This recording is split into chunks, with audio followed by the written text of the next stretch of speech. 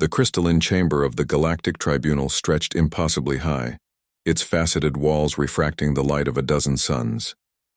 3,000 species had gathered to witness what many considered a foregone conclusion: the trial of humanity for crimes against galactic peace.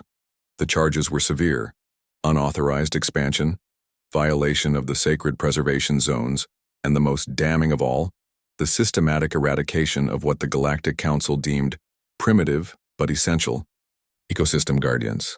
Ambassador Zexthul of the hegemony stood at the prosecution podium, his forearms gesturing dramatically as bioluminescent patterns danced across his scaled hide.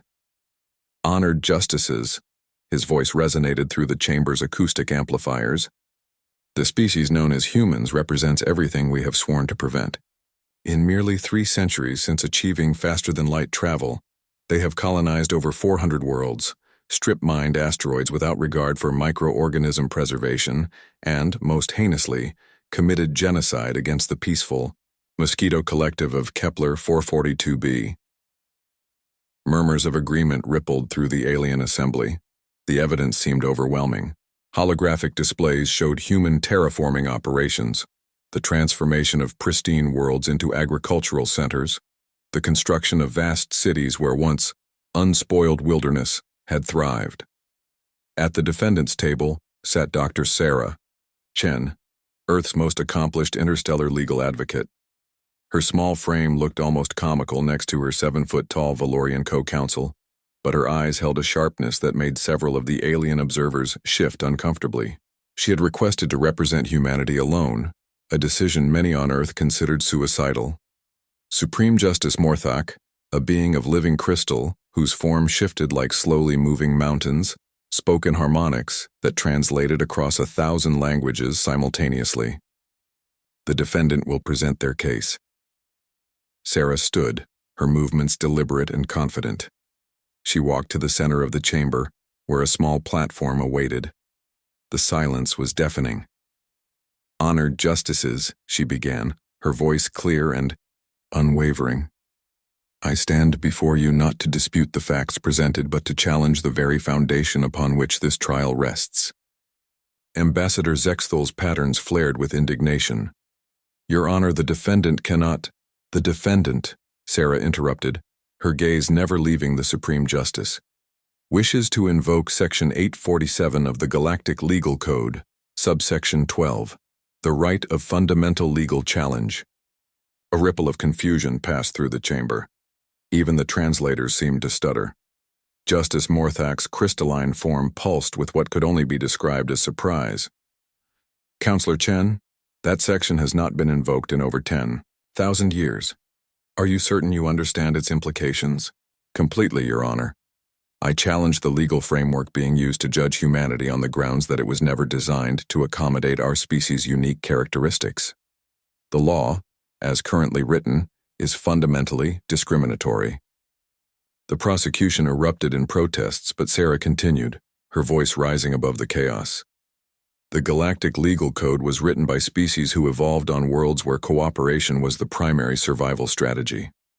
The hegemony evolved from hive-minded insects, the Valorians from pack hunters who never competed for resources. The crystalline collective represents a species that literally shares consciousness. Every law in your code assumes that intelligence emerges only through communalism." She gestured to the holographic evidence still floating in the chamber. "You see genocide where we saw pest control. You see environmental destruction where we saw agricultural innovation. You see unauthorized expansion where we saw Tuesday." Despite themselves, several alien species made sounds their translators rendered as laughter. "But here's what your laws fail to account for." Sarah's voice dropped to barely above a whisper, forcing the vast chamber to strain to hear her. "Humanity evolved as persistence hunters on a death world where everything, the weather, the animals, the very bacteria, tried to kill us for millions of years. We survived not through cooperation alone, but through an absolute refusal to accept defeat.